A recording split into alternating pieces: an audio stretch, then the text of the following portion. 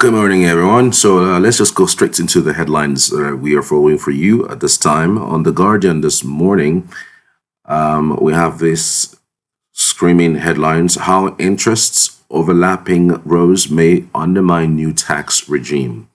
Obi denies pact with Atiku backs rotational presidency.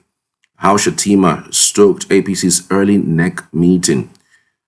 Senator Natasha arraigned on alleged cybercrime, granted bail. Calls to strip presidents of power to appoint INEC officials intensify.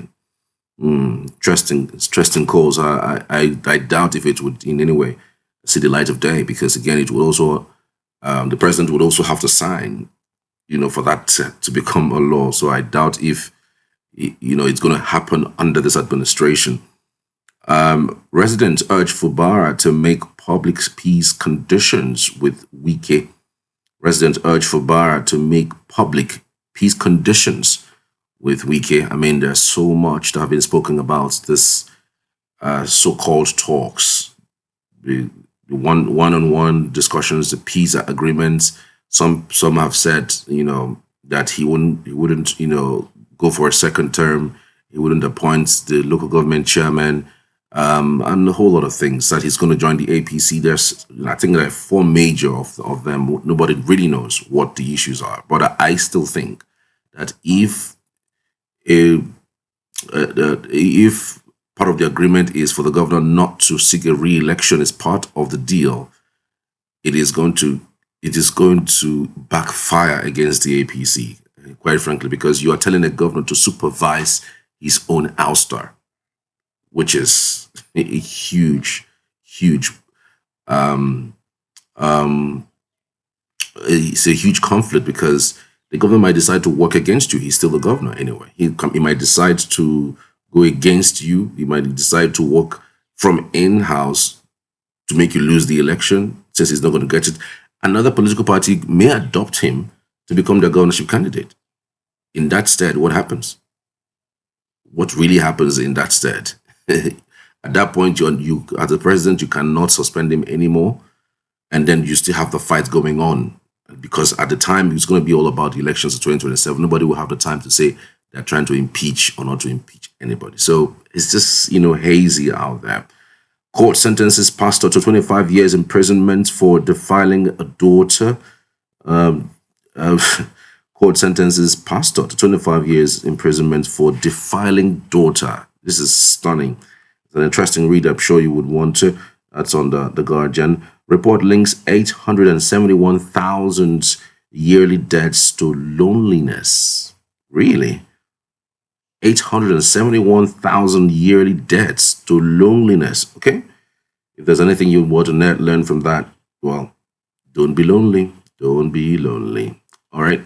Now over to the Daily Trust newspaper. On the Daily Trust this morning, Turuji's ally, Dambokolo, 6 bandits commanders, 182 foot soldiers killed.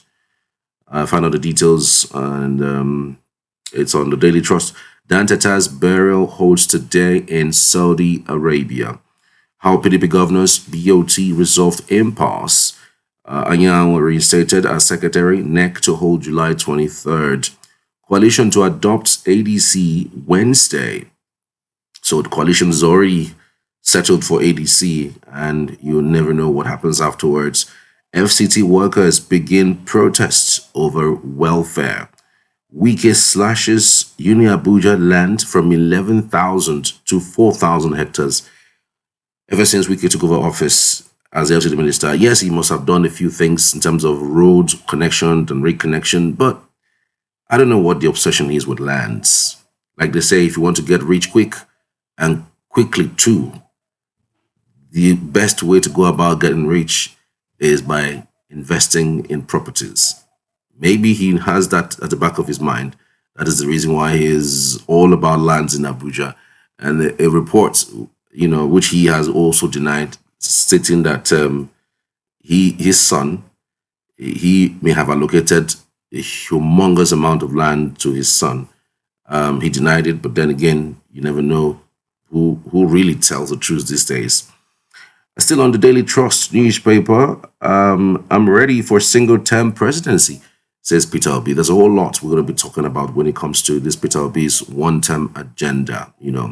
It might excite the North because he's looking for the Northwest and the Northeast votes, which he failed to gather in the last election. So if he's able to do that with saying that he's going to be out of power by May 28, 2031, then there wouldn't be any fear in the North that if you put another new person there, he's going to stay extra 4 years, which railroads that agreement, the unwritten agreement between North and South, So I'm sure that there will be some smile in the North regarding that, because that's just the only fear so far with having a new Southerner take over in 2027. All right, you tell me what you think. Let me know. So,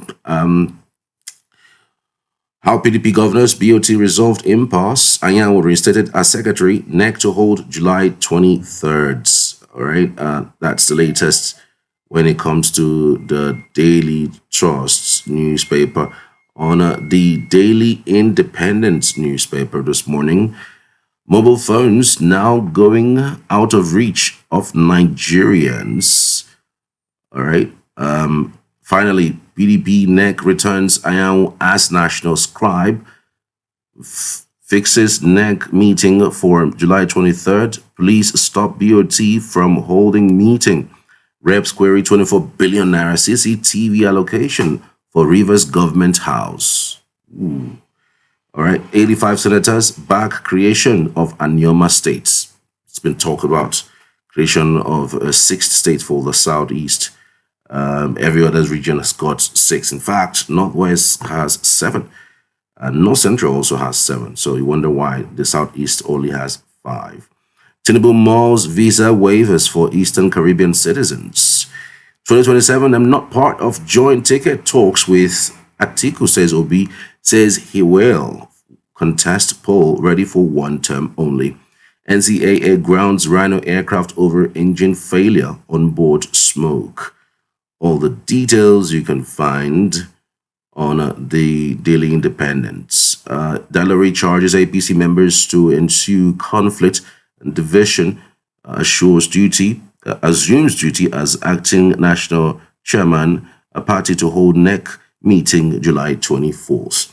All right, those are what we can capture on the Daily Independent newspaper this lovely morning. All right, you can tell us what you think and what you feel regarding these headlines. Let's see if we can grab others on, especially on the Premium Times newspaper. On the Premium Times online newspaper this morning, Elon Musk threatens to form new party in the U.S. PDP NEC affirms Samuel Anyanwu as national secretary. APC to hold NEC meeting July 24th. A PDP warring groups resolve differences, commence NEC meeting. Dallery assumes office as APC acting chair, promises transparency and inclusiveness. PDP crisis BOT relocates meeting venue after police barricade secretariat.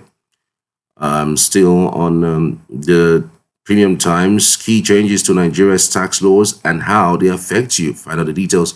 Governor Abdulrazak gives Kwara United players 5 million naira land after Federation Cup victory. Federal government reviews BHCPE guidelines, begins 2024 audit.